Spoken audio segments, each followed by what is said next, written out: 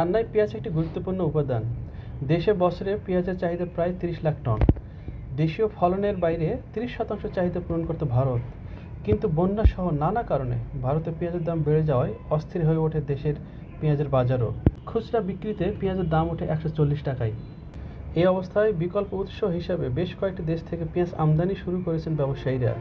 পাকিস্তান, মিশর, চীন ও থাইল্যান্ড থেকে পেঁয়াজ আমদানি বেড়েছে চট্টগ্রামে। এই অবস্থায় অস্থির পেঁয়াজের দাম এখন কিছুটা হলেও স্বস্তিতে। কেজিতে দাম কমেছে প্রায় ৩০ থেকে ৪০ টাকা।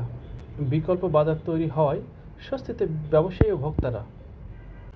এই ৪ দেশ থেকে জুলাই ও আগস্ট মাসে পেঁয়াজ আমদানি হয়েছে প্রায় ৫,০০০ মেট্রিক টন। ভারত ও মিয়ানমার থেকেও স্থলবন্দর দিয়ে পেঁয়াজ আমদানি হচ্ছে।